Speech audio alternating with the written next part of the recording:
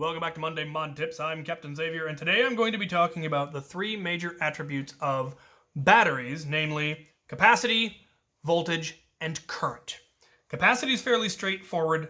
Voltage most people have a vague understanding of, but current most people aren't even aware of. I certainly wasn't until I got into the Nerf hobby, and as a result, I did a lot of things wrong. Iron needs to be completely redone because I had no idea what I was doing when I wired her up.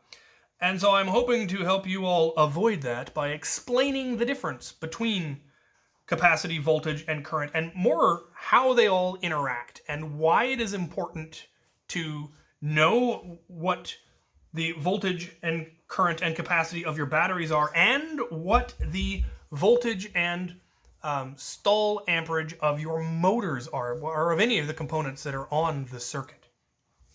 To help with this, because it's kind of an odd concept to try to explain, I'm going to use an analogy. Now, most people use the analogy of water, because the flow of energy is similar to the flow of water. But that's still talking about flow, and I find that analogy kind of slightly confusing, honestly. So I'm going to go with a different analogy, that of a warehouse loading trucks and you unloading the trucks, where the size of the warehouse is capacity, the number of trucks that the warehouse is able to load at the same time is current, and how quickly they expect you to unload the trucks is voltage. I'll explain how all of that works and how it all interacts, and why you don't want to get the ratio, or to try to do more than what they're designed to do. So capacity is fairly straightforward. It's how much energy is stored, or how many goods are in the warehouse. How big is the warehouse? In batteries, it's measured in amp hours or milliamp hours.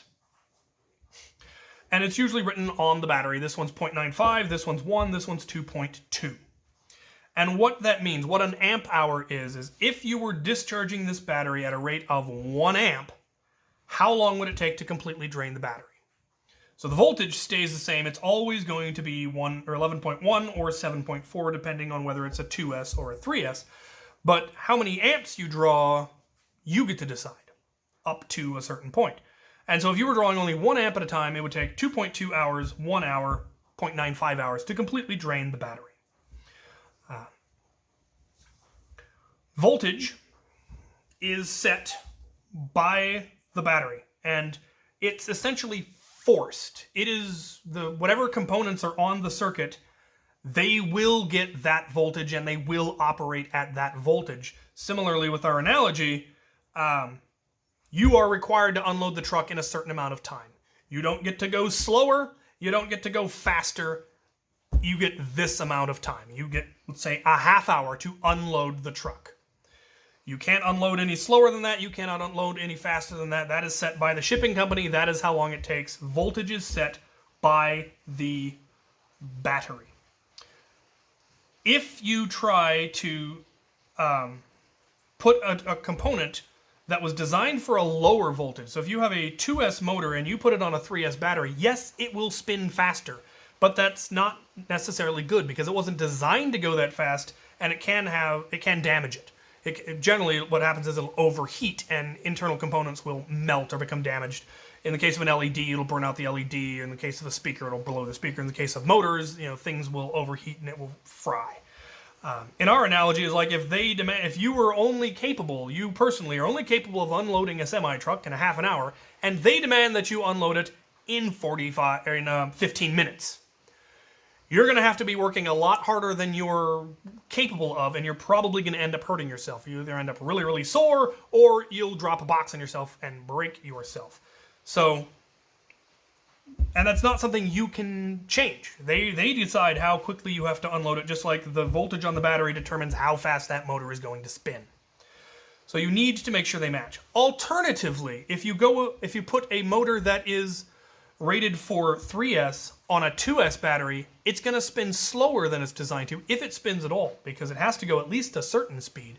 And this would be the equivalent of if you want to unload the truck in 15 minutes, but the company won't let you unload it in less than half an hour. That's not a good situation either. You may need it to be unloaded quicker for some reason, and no, 30 minutes. You can't change that. And so, it's not going to be the most efficient system, and it's not going to work properly. So you need to make sure that your motor matches the voltage. And any reputable company that sells motors, Foam Blast, Out of Darts, even Worker, will tell you whether it's designed for 2S or 3S. Now we're going to get on to current, which is the one that people tend to not understand. And as I said, current is basically how many trucks the warehouse is capable of filling up at the same time, or how many 11.7 volts. And that's why it's confusing, is trying to understand that this one is 2.2, this one is 1. This one can put out more than double the amount of 11.7 volts. Not higher voltage, just more of them. And when you think of it in the trucks, this warehouse can only fill 1 truck at a time. This one can fill 2 trucks at a time, which means it can provide twice as much stuff. But it doesn't change how quickly you have to unload it. The voltage doesn't change. It still takes you a half an hour to unload it. Alternatively, they can provide trucks to 3 different people, but they still can all only unload in a half hour of time. So the voltage has stayed the same, but the amount of voltage, the number of voltages, it's weird. Now, on the batteries, current is determined by 2 factors. There are 2 numbers on here you need to know how many amps this thing is going to put out. There is, on any reputable battery, they will have the C rating, and of course, your capacity. So the C rating on these 2 is, actually the C rating on all 3 of these is 65, which makes the math nice and easy, kind of. You then multiply that by the amp hour. So you multiply the 65 by 2.2 and it gets you, about around 140. This one, it's just times 1, so it's just 65. And this one is less than 65 because it's 0.95, so a little over 60. And that will determine how many amps you have. You then look at all of the motors on your circuit, all of the components on your circuit, and work out how many amps does each one need.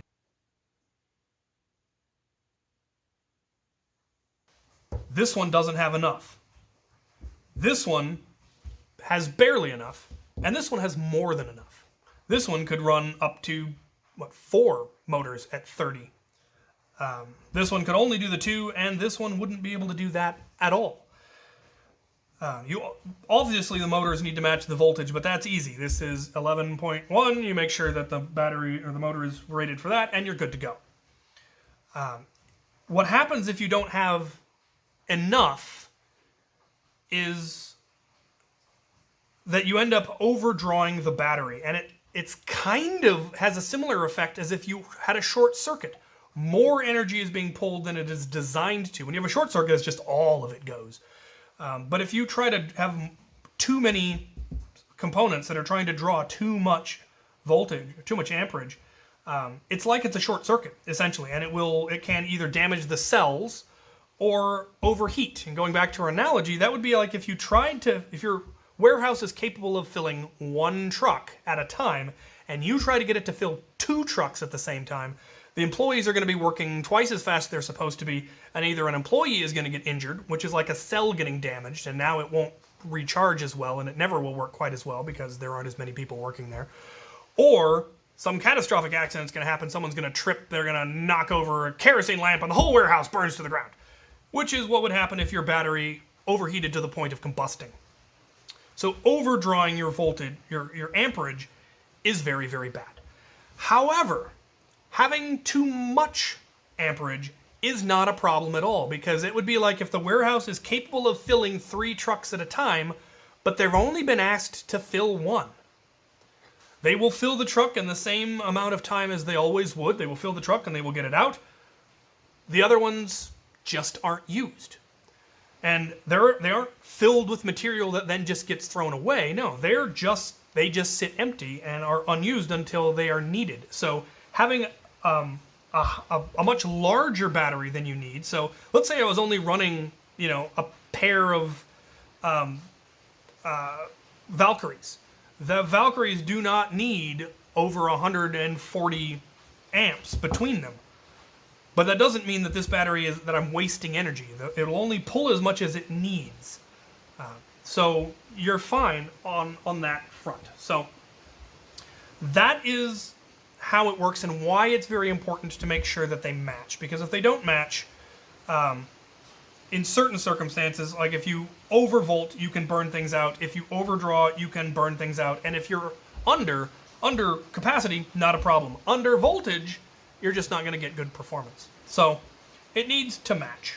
In addition to making sure that your motors match, you also need to make sure that all of the other components, including the wire and the switches, because those also need to match primarily the amperage, though voltage is also important, but mostly it's amperage that you need to, current that you need to keep in mind. The wire needs to be thick enough, and your switches need to be rated. That's why we talk about having a 12 amp switch or a 20 amp switch or whatever, as opposed to, you know, a 3S switch or a 2S switch, because it's the current that actually is important. Because if you're drawing lots of current across the switch that's not designed for it, you're going to melt your switch. And the same thing can happen with your wire. So those also, and those are kind of the equivalent of the road and the bridges in our highway analogy, our warehouse analogy. The bridge could have one truck go over it just fine, but if 3 trucks try to go over it all at the same time, the bridge will collapse. Also, your road needs to be wide enough to have 3 trucks go on it at the same time, or they're gonna, it's not gonna be good. You're gonna end up with an accident. So, all of your components need to match. Next time, I'm going to discuss resistance, which all of the components that you put on your circuit have resistance, and that is what prevents the short circuit, is they have to go through those devices which cause resistance, which prevent too much energy from going all at once. And it is that resistance that allows us to convert the electrical energy in the battery to some other form of energy, because we cannot use just pure electricity to propel a dart. So we have to convert it into some other form of energy that we can use to propel a dart. And that is what I'm going to discuss next time. So hopefully this has given you a better understanding of how current and voltage are related and how they interact and why you need to be aware of it all. It certainly helped me. I learned stuff making this video. So hopefully this is helpful, and thank you for watching.